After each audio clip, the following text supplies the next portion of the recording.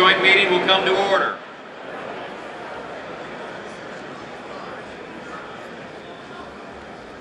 The chair appoints as members of the committee on the part of the House to escort His Excellency Benjamín Netanyahu, Prime Minister of the State of Israel, into the chamber. The gentleman from Louisiana, Mr. Scalise. The gentleman from Minnesota, Mr. Emmer. The gentlewoman from New York, Ms. Stefanik. The gentleman from Pennsylvania, Mr. Reschenthaler. The gentleman from Alabama, Mr. Palmer. The gentleman from Utah, Mr. Moore. The gentlewoman from Michigan, Mrs. McClain. The gentleman from Texas, Mr. McCall. The gentleman from New York, Mr. Jeffries. The gentlewoman from Massachusetts, Ms. Clark. The gentleman from California, Mr. Aguilar.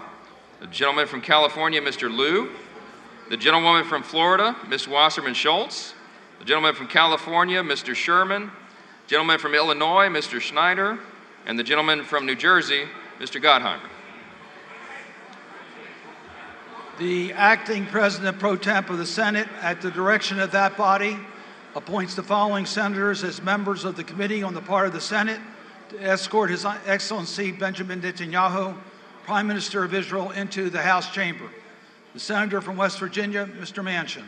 The senator from Arizona, Ms. Sinema. The senator from Pennsylvania, Mr. Fetterman. The senator from Kentucky, Mr. McConnell. The senator from South Dakota, Mr. Thune. The senator from Wyoming, Mr. Barrasso. The senator from West Virginia, Mrs. Capito. The senator from Iowa, Ms. Ernst. The senator from Montana, Mr. Daines. The senator from Iowa, Mr. Grassley. The senator from Idaho, Mr. Risch. All members of the escort committee will exit the chamber through the lobby doors.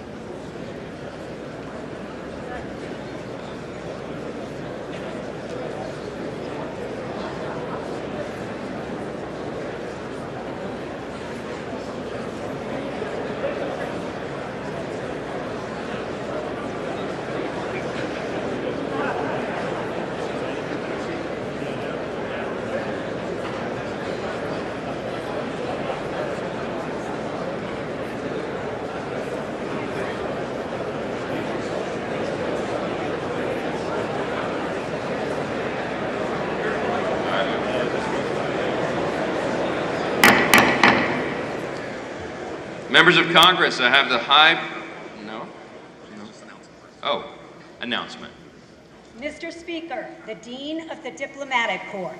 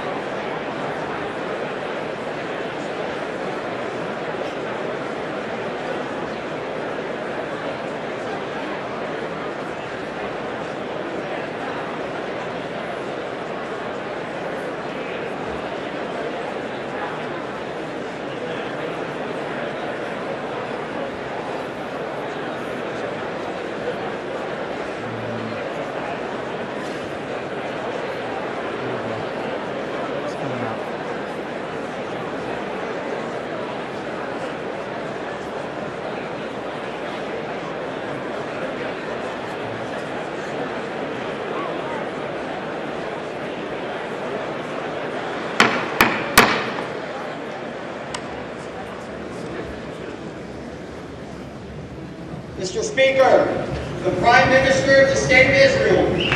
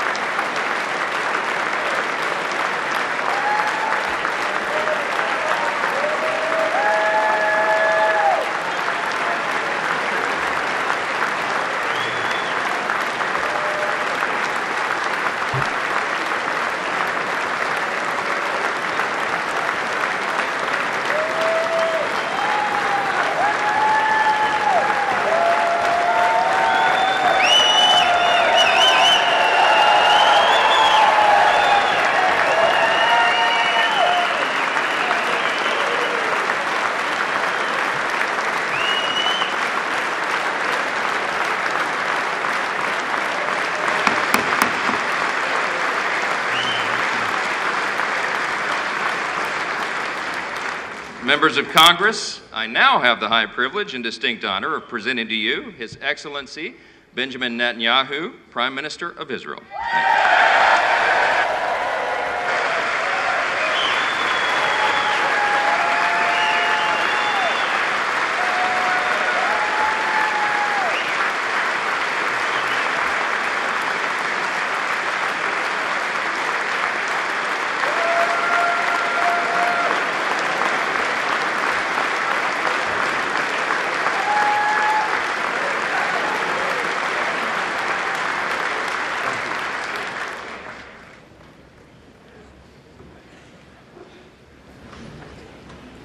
Speaker of the House, Mike Johnson, Senator Ben Cardin, Minority Leader Hakeem Jeffries, Senate Majority Leader Chuck Schumer, Senate Minority Leader Mitch McConnell, Senators, members of Congress, distinguished guests. Mr. Speaker, I want to thank you for giving me the profound honor of addressing this great citadel of democracy for the fourth time.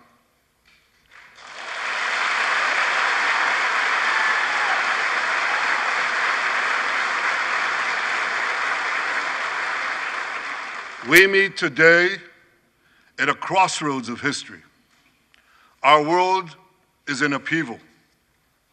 In the Middle East, Iran's axis of terror confronts America, Israel, and our Arab friends. This is not a clash of civilizations. It's a clash between barbarism and civilization.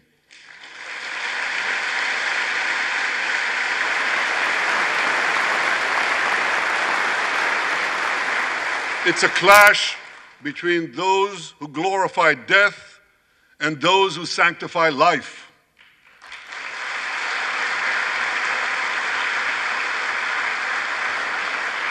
For the forces of civilization to triumph, America and Israel must stand together.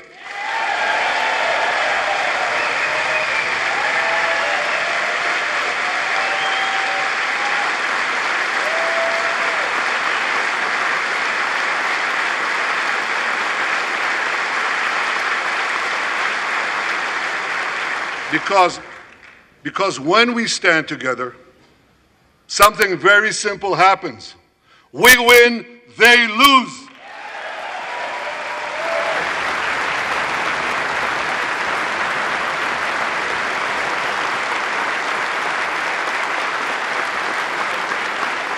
And my friends, I came to assure you today of one thing: we will win.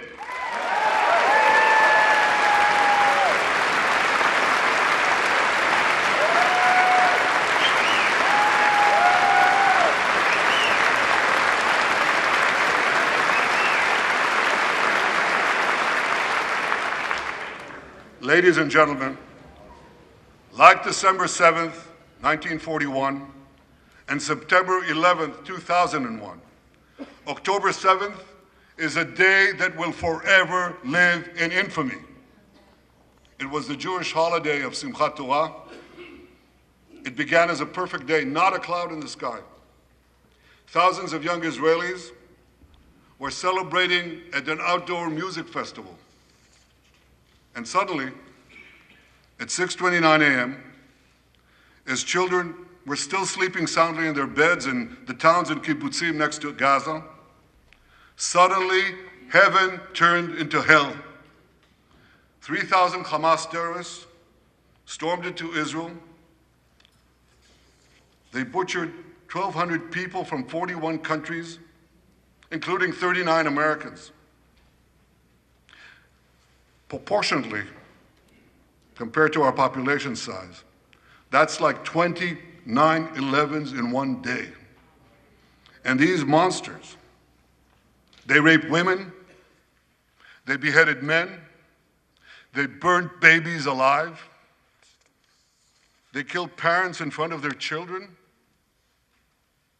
and children in front of their parents. They dragged 255 people, both living and dead, into the dark dungeons of Gaza. Israel has already brought home 135 of these hostages, including 7 who were freed in daring rescue operations.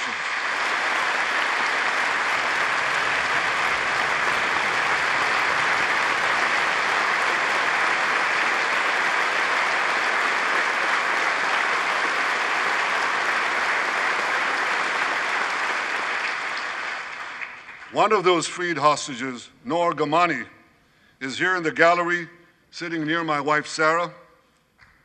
On the morning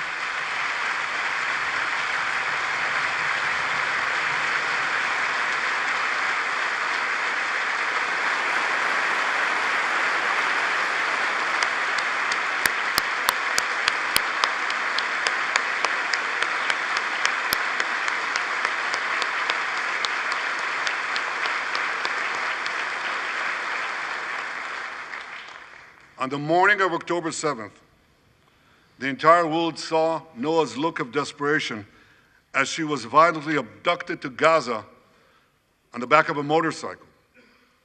I met Noah's mother, Leora, a few months ago. She was dying of cancer. She said to me, "Prime Minister, I have one final wish. I wish to hug my daughter Noah one last time before I die." 2 months ago, I authorized a breathtaking commando rescue operation. Our special forces, including a heroic officer named Arnon Zmora, who fell in this battle, rescued Noah and 3 other hostages.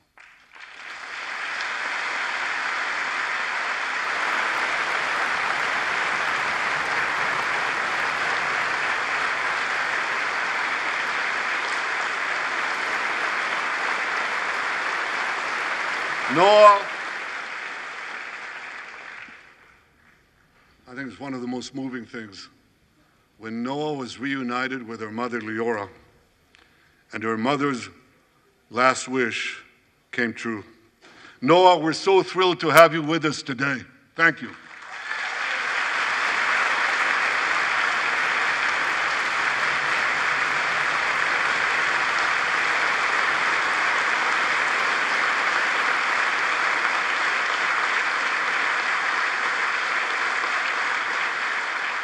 Many hostage families are also here with us today, including Eliyahu Bibas. Eliyahu Bibas is the grandfather of those 2 beautiful red-headed boys, the Bibas boys, toddlers. And they were taken hostage with their mother and Eliyahu's son. The entire family was taken hostage. 2 beautiful red-haired children taken hostage. What monsters. And with us also is Iris Chaim, whose son, Yotam, bravely escaped Hamas captivity with 2 other Israelis, and tragically they were killed, making their way back to our lines. We have with us also the families of American hostages. They're here.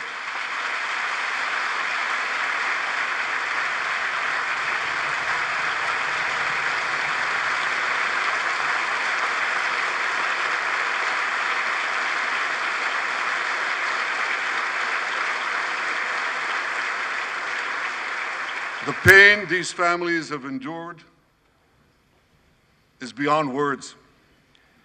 I met with them again yesterday, and I promised them this: I will not rest until all their loved ones are home, all of them.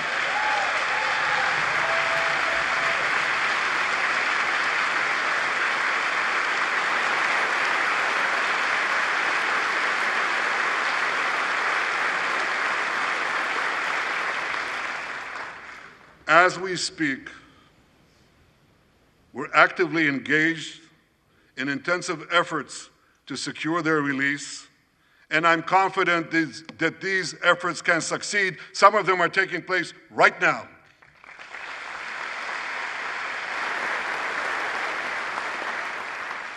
I want to thank President Biden for his tireless efforts on behalf of the hostages and for his efforts to the hostage families as well.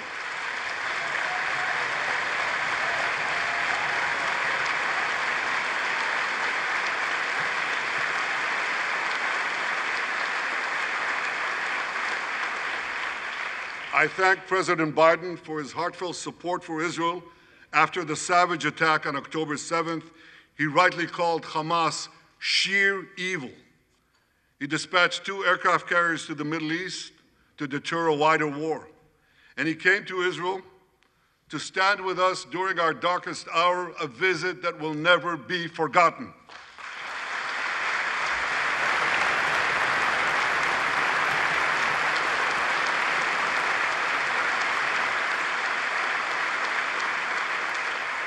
President Biden and I have known each other for over 40 years. I want to thank him for half a century of friendship to Israel and for being, as he says, a proud Zionist. Actually, he says, a proud Irish-American Zionist.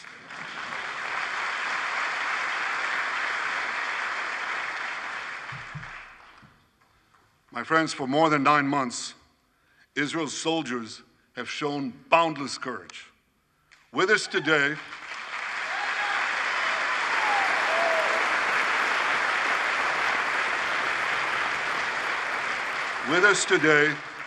is Lieutenant Avichail Reuven.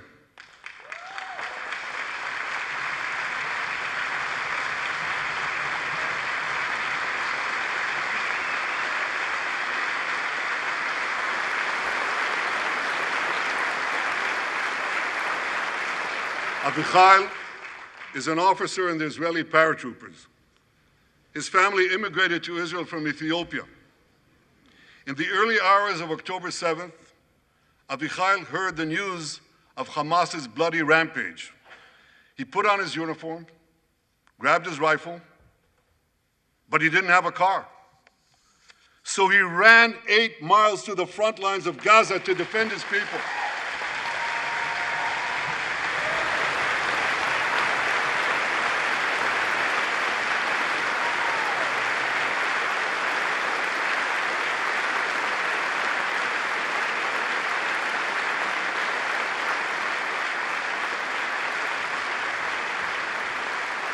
You heard that right. He ran 8 miles, came to the front lines, killed many terrorists, and saved many, many lives.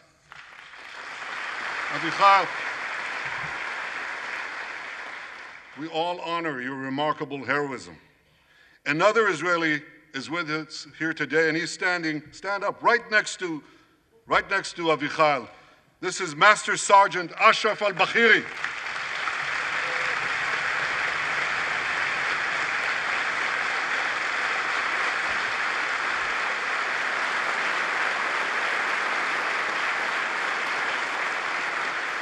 Ashraf is a Bedouin soldier from the Israeli Muslim community of Raat. On October 7th, Ashraf too killed many terrorists. First he defended his comrades in the military base, and he then rushed to defend the neighboring communities, including the devastated community of Kibbutz Be'eri. Like Ashraf,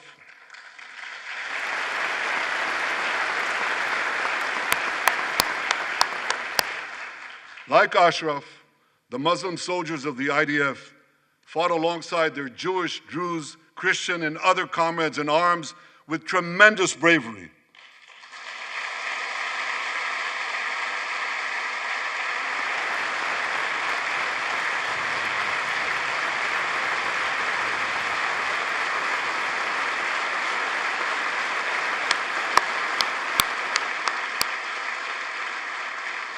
A third hero, Lieutenant Asa Sofer, is also here with us.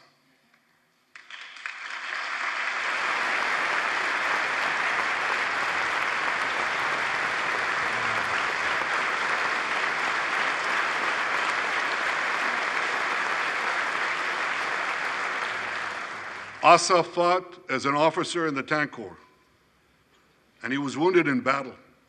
He was wounded in battle while protecting his fellow soldiers from a grenade. He lost his right arm and the vision in his left eye. He's recovering, and incredibly, within a short time, Asa will soon return to active duty as a commander of a tank company.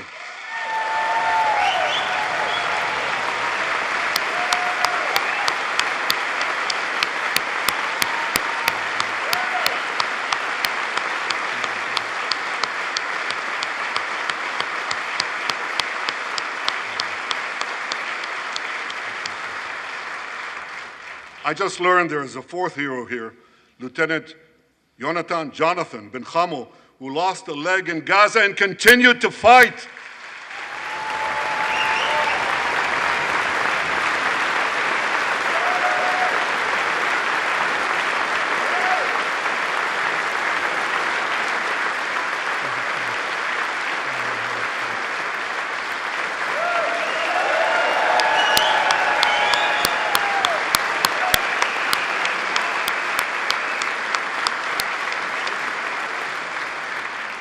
My friends, these are the soldiers of Israel, unbowed, undaunted, unafraid.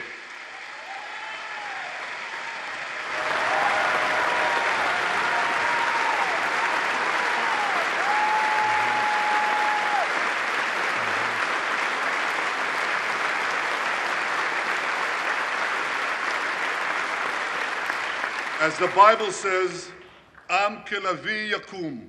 They shall rise like lions. They have risen like lions. The lions of Judah, the lions of Israel.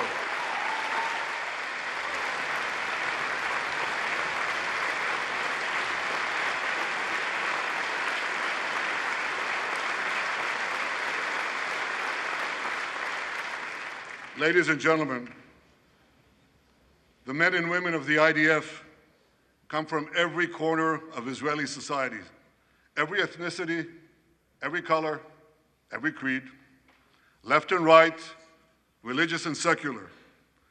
All are imbued with the indomitable spirit of the Maccabees, the legendary Jewish warriors of antiquity. With us today is Yechiel Leiter, the father of one of those Maccabees.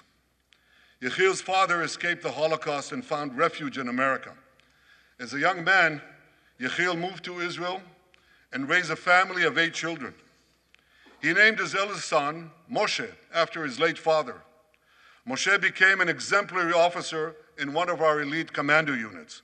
He served with distinction for 2 decades while raising 6 beautiful children of his own. On October 7th, Moshe volunteered to return to combat. 4 weeks later, he was killed when a booby-trapped mine exploded in a tunnel shaft right next to a mosque.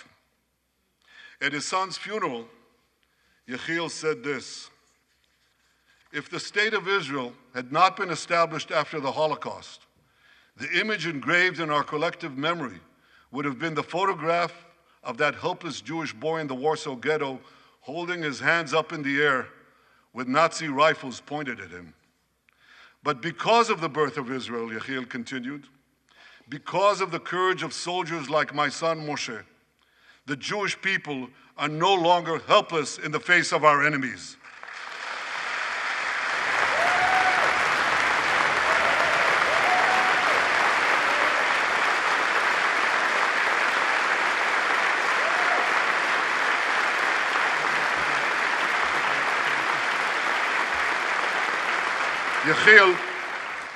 Yechiel, please rise so we can honor your son's sacrifice. And I pledge to you and to all the bereaved families of Israel, some of whom are in this hall today, the sacrifice of your loved ones will not be in vain.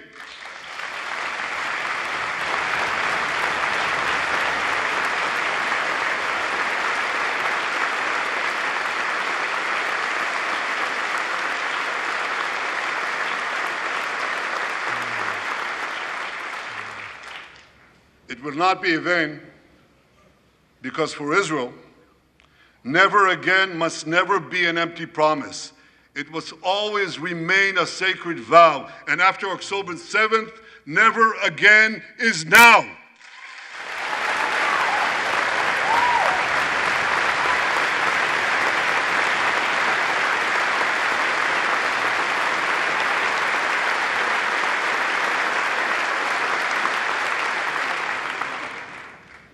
My friends, defeating our brutal enemies requires both courage and clarity. Clarity begins by knowing the difference between good and evil. Yet incredibly, many anti-Israel protesters, many choose to stand with evil. They stand with Hamas. They stand with rapists and murderers. They stand with people who came into the kibbutzim, into a home.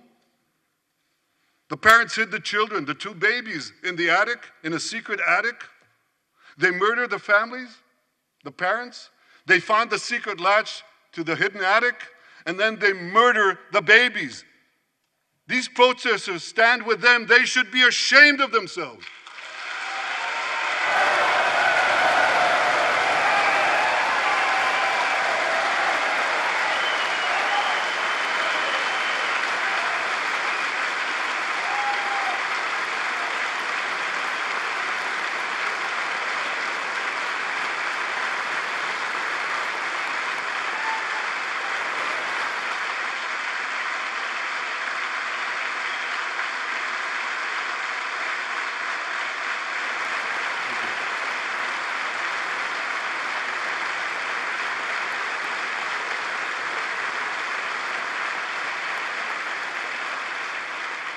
They refuse to make the simple distinction between those who target terrorists and those who target civilians, between the democratic state of Israel and the terrorist thugs of Hamas. We recently learned from the National Security Director, U.S. Director of National Intelligence, that Iran is funding and promoting anti-Israel protests in America. They want to disrupt America. So these protesters burn American flags even on the 4th of July. And I wish to salute the fraternity brothers at the University of North Carolina who protected the American flag against these anti-Israel protesters.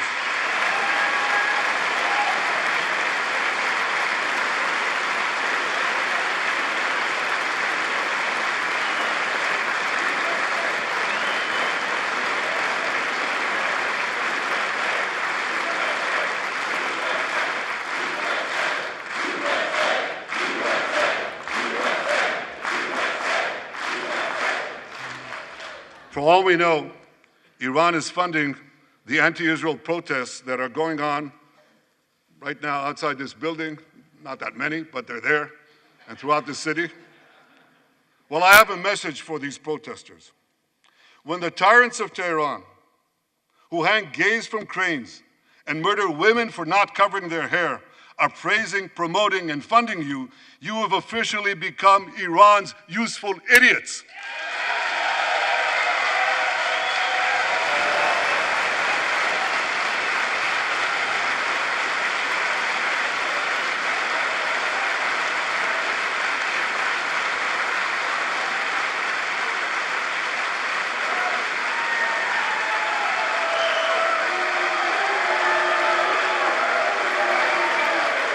Some of these protesters, and it's amazing, absolutely amazing, some of these protesters hold up signs proclaiming gays for Gaza.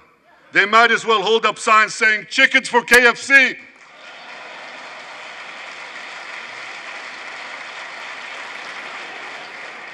These protesters chant from the river to the sea, but many don't have a clue what river and what sea they're talking about.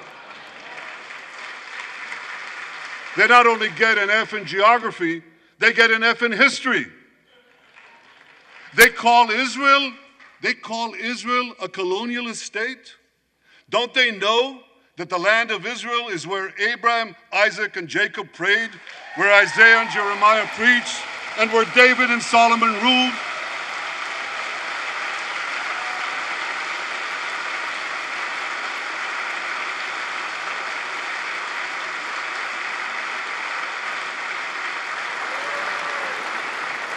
For nearly 4,000 years, the land of Israel has been the homeland of the Jewish people. It's always been our home. It will always be our home.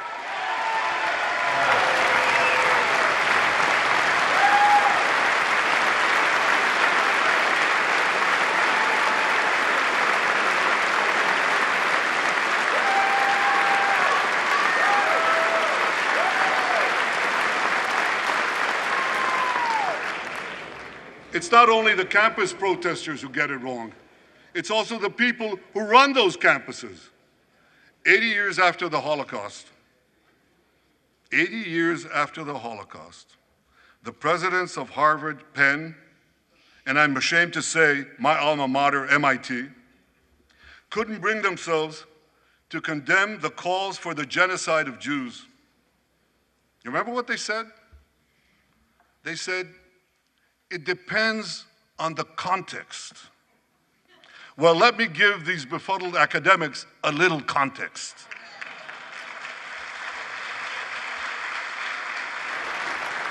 Anti-Semitism is the world's oldest hatred.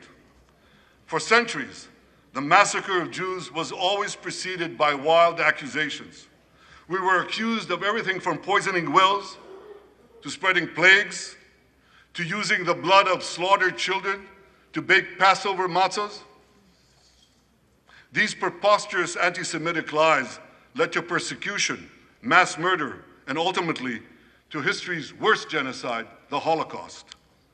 Now, just as malicious lies were leveled for centuries at the Jewish people, malicious lies are now being leveled at the Jewish state. No, don't applaud. Listen. The outrageous slanders that paint Israel as racist and genocidal are meant to delegitimize Israel, to demonize the Jewish state, and to demonize Jews everywhere. And no wonder we've witnessed an appalling rise of anti-Semitism in America and around the world. My friends, whenever and wherever we see the scourge of anti-Semitism, we must unequivocally condemn it and resolutely fight it, without exception.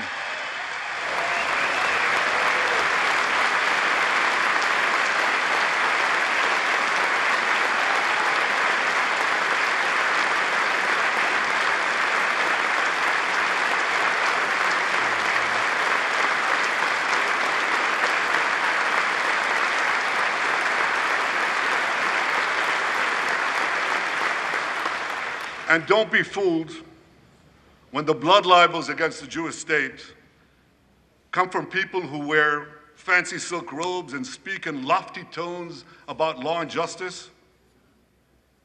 Here's a case in point.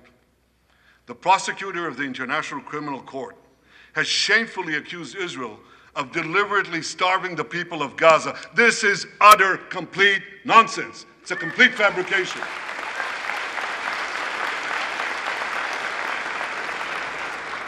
Israel has enabled more than 40,000 aid trucks to enter Gaza. That's 500,000 tons of food, and that's more than 3,000 calories for every man, woman, and child in Gaza. If there are Palestinians in Gaza who aren't getting enough food, it's not because Israel is blocking it, it's because Hamas is stealing it.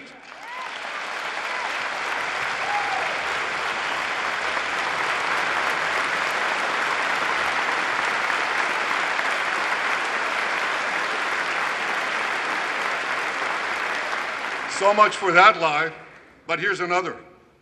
The ICC prosecutor accuses Israel of deliberately targeting civilians.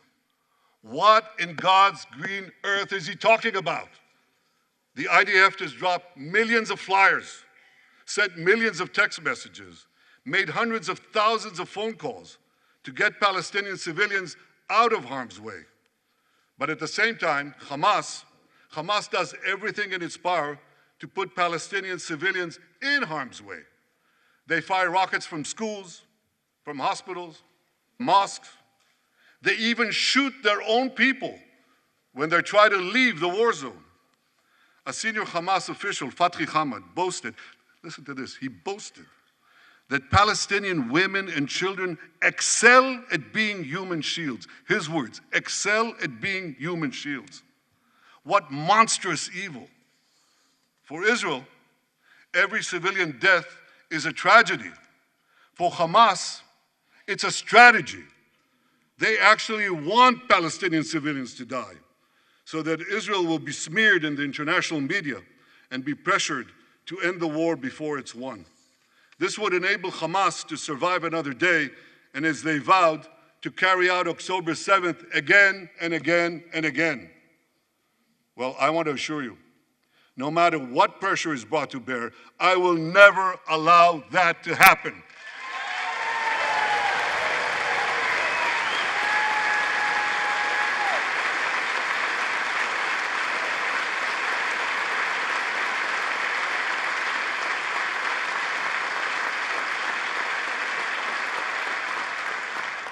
The vast majority of Americans have not fallen for this Hamas propaganda.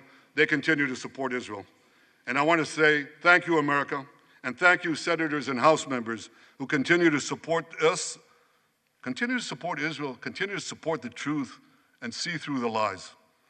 But as for the minority that may have fallen for Hamas's con's job, I suggest you listen to Colonel John Spencer. John Spencer is head of urban warfare studies at West Point. He studied every major urban conflict. I was going to say in modern history. He corrected me, no, in history. Israel, he said, has implemented more precautions to prevent civilian harm than any military in history and beyond what international law requires.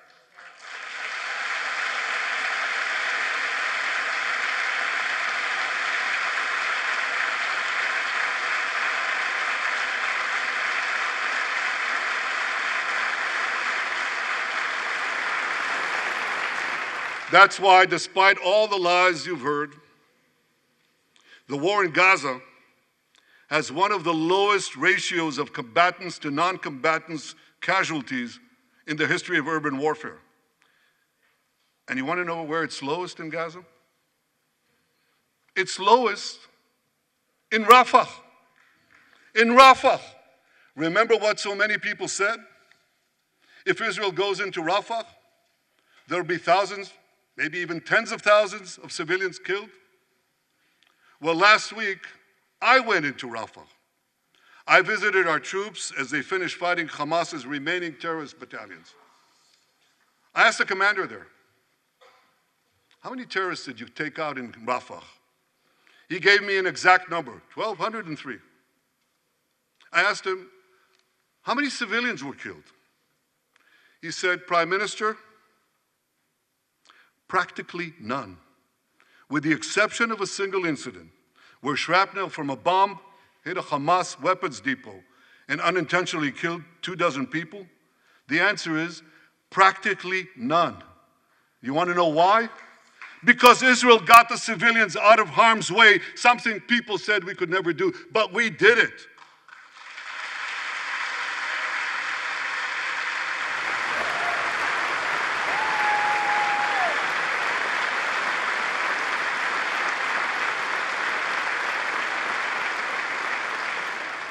These heroes here today, the heroic soldiers of Israel, should not be condemned for how they're conducting the war in Gaza. They should be commended for it.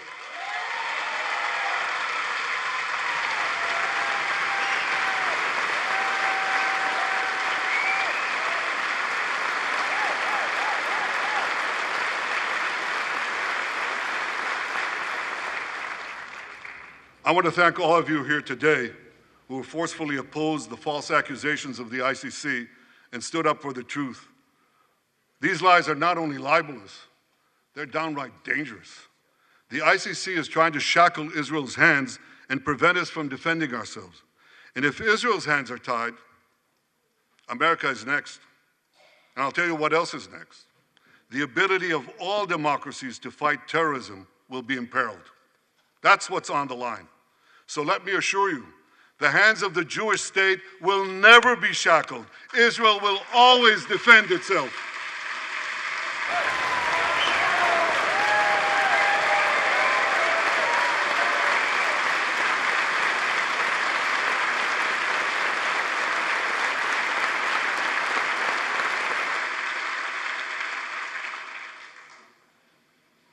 My friends, in the Middle East, Iran is virtually behind all the terrorism, all the turmoil, all the chaos, all the killing. And that should come as no surprise. When he founded the Islamic Republic, Ayatollah Khomeini pledged, "We will export our revolution to the entire world." We will export the Islamic revolution to the entire world. Now ask yourself, which country ultimately stands in the way of Iran's maniacal plans to impose radical Islam on the world? And the answer is clear. It's America, the guardian of Western civilization and the world's greatest power.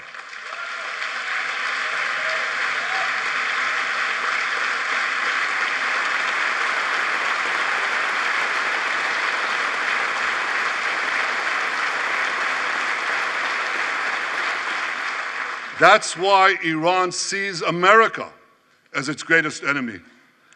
Last month, we heard a revealing comment, ostensibly about the war in Gaza, but about something else. It came from the foreign minister of Iran's proxy, Hezbollah, and he said this: "This is not a war with Israel. Israel," he said, "is merely a tool. The main war, the real war, is with America." Iran's regime has been fighting America from the moment it came to power. In 1979, it stormed the American embassy. It held scores of Americans hostage for 444 days. Since then, Iran's terrorist proxies have targeted America in the Middle East and beyond. In Beirut, they killed 241 US servicemen. In Africa, they bombed American embassies. In Iraq, They supplied explosives to maim and kill thousands of American soldiers. In America, they actually sent death squads. They sent death squads here to murder a former Secretary of State and a former National Security Advisor. And as we recently learned, they even brazenly threatened to assassinate President Trump. But Iran understands that to truly challenge America, it must first conquer the Middle East. And for this, it uses its many proxies, including the Houthis, Hezbollah, and Hamas. Yet in the heart of the Middle East, standing in Iran's way, is one proud pro-American democracy, my country, the State of Israel.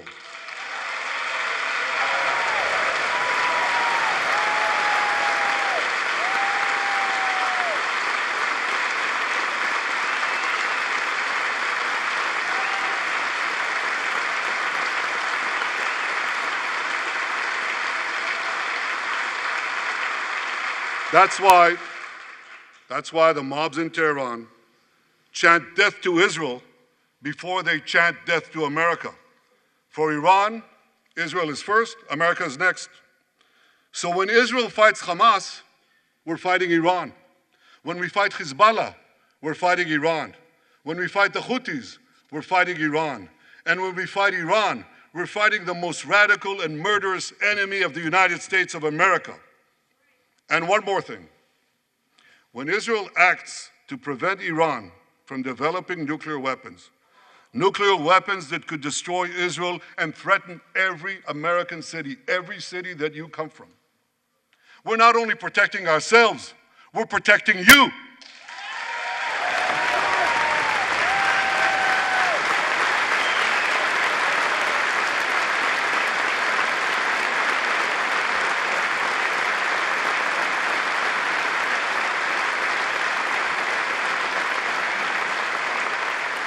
My friends, if you remember one thing from the speech, remember this. Our enemies are your enemies. Our fight is your fight, and our victory will be your victory.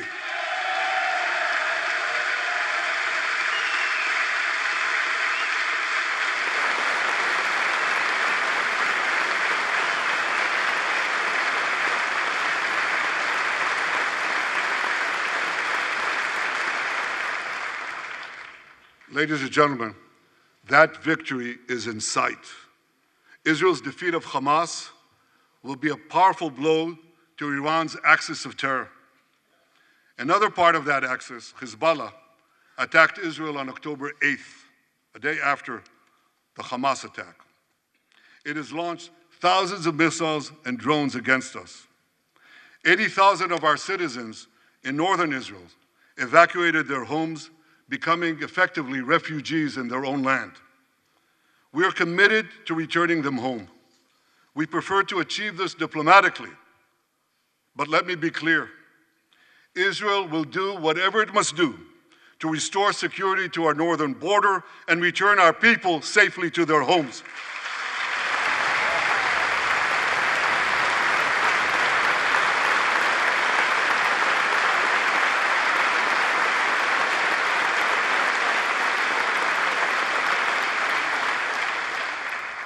Last Friday, a third Iranian proxy, the Houthis, attacked Tel Aviv with a deadly drone.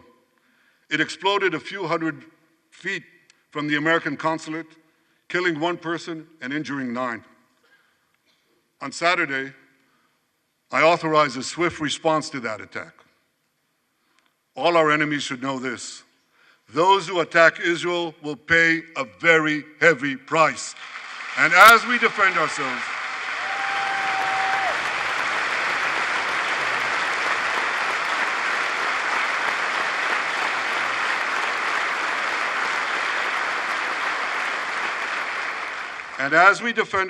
on all fronts, I know that America has our back, and I thank you for it. All sides of the aisle, thank you.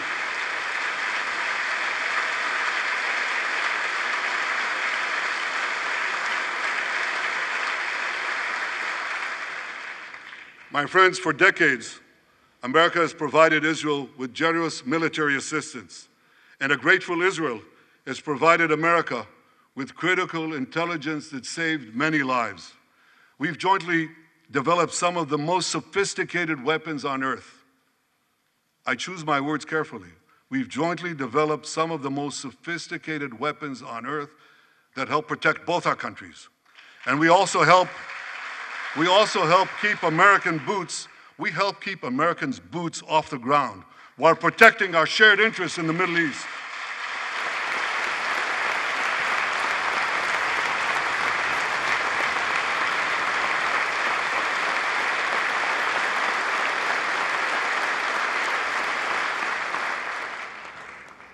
I deeply appreciate America's support, including in this current war.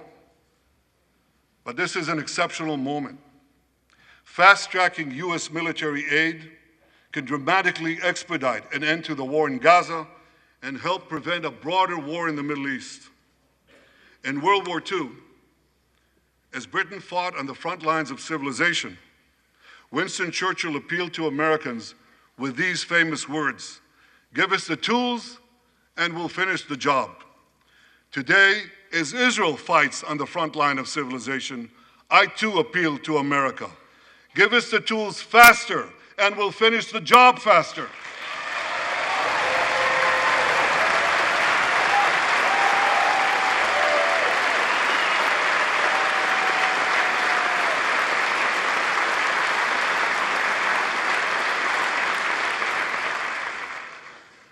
My dear friends, the war in Gaza could end tomorrow if Hamas surrenders, disarms, and returns all the hostages.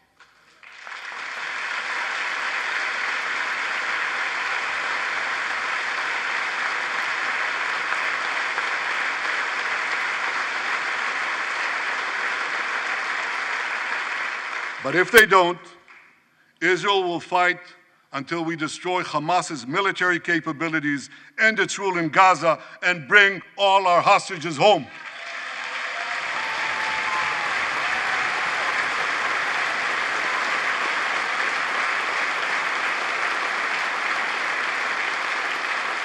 That's what total victory means, and we will settle for nothing less.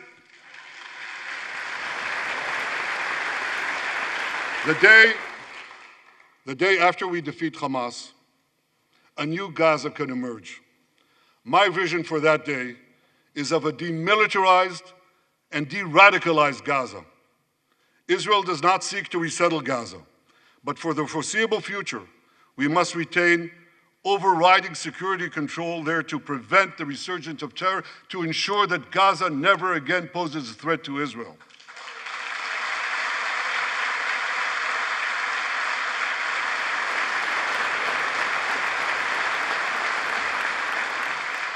Gaza should have a civilian administration run by Palestinians who do not seek to destroy Israel. That's not too much to ask. It's a fundamental thing that we have a right to demand and to receive.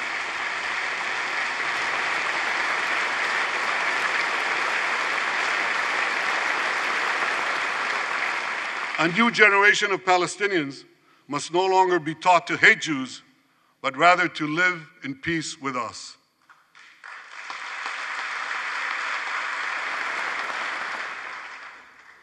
Those twin words, demilitarization and de-radicalization, those two concepts were applied to Germany and Japan after World War II, and that led to decades of peace, prosperity, and security.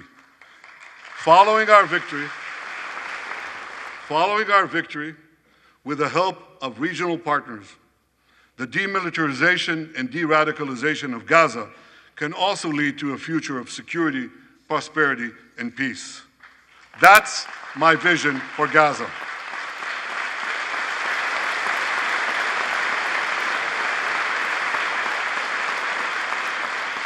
Now here's my vision for the broader Middle East. It's also shaped in part by what we saw in the aftermath of World War II. After that war, America forged a security alliance in Europe to counter the growing Soviet threat. Likewise, America and Israel today can forge a security alliance in the Middle East to counter the growing Iranian threat. All countries that are at peace with Israel and all those countries who will make peace with Israel should be invited to join this alliance. We saw a glimpse of that potential alliance on April 14th. Led by the United States, more than half a dozen nations worked alongside Israel to help neutralize hundreds of missiles and drones launched by Iran against us. Thank you, President Biden, for bringing that coalition together.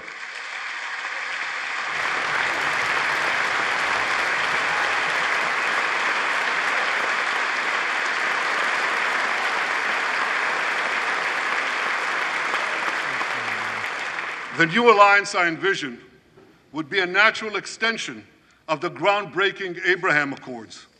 Those accords saw peace forged between Israel and 4 Arab countries, and they were supported by Republicans and Democrats alike. I have a name for this new alliance. I think we should call it the Abraham Alliance.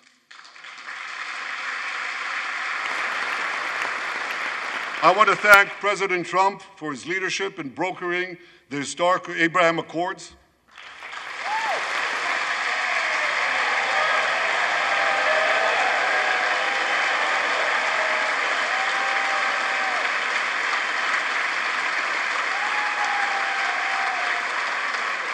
Like Americans, Israelis were relieved that President Trump emerged safe and sound from that dastardly attack on him, dastardly attack on American democracy. There is no room for political violence in democracies.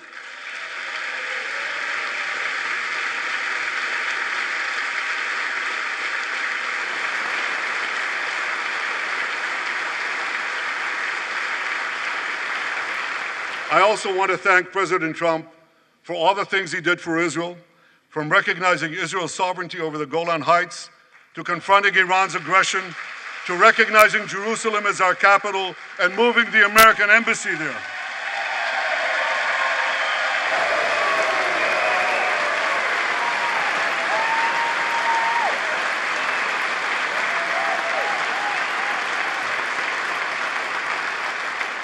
That's Jerusalem, our eternal capital, never to be divided again.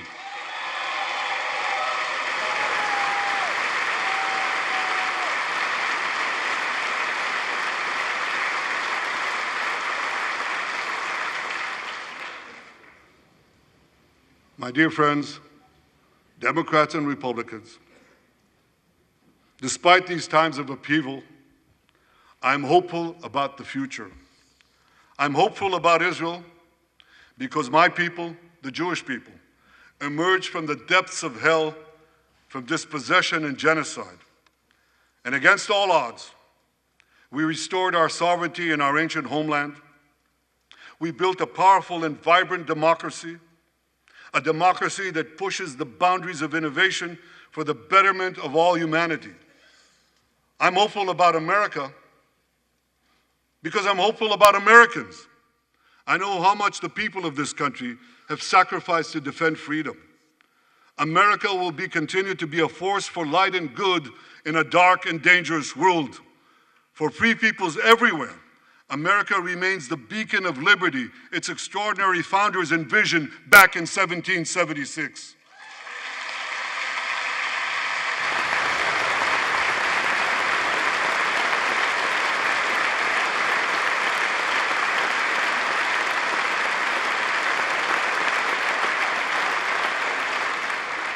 Working together, I'm confident that our two nations will vanquish the tyrants and terrorists who threaten us both.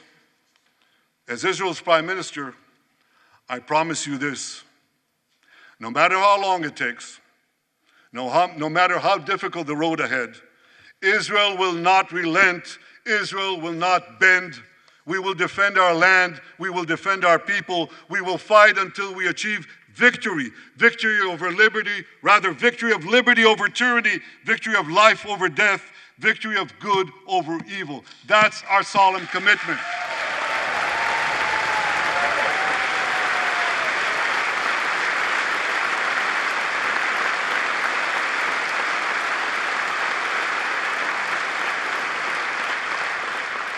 And we will continue to work with the United States and our Arab partners to transform a troubled region from a backwater of repression, poverty, and war into a thriving oasis of dignity, prosperity, and peace. In this noble mission, as in many others, Israel will always remain America's indispensable ally. Through thick and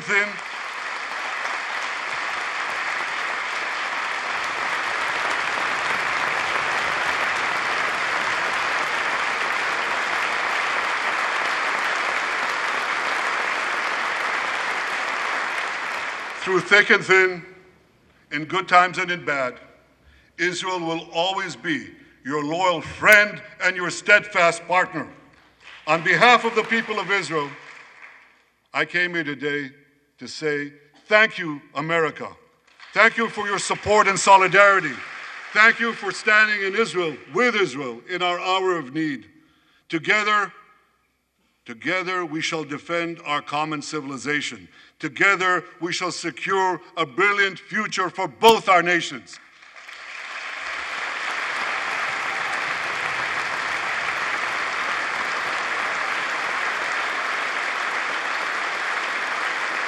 May God bless Israel, may God bless America, and may God bless the great alliance between Israel and America forever.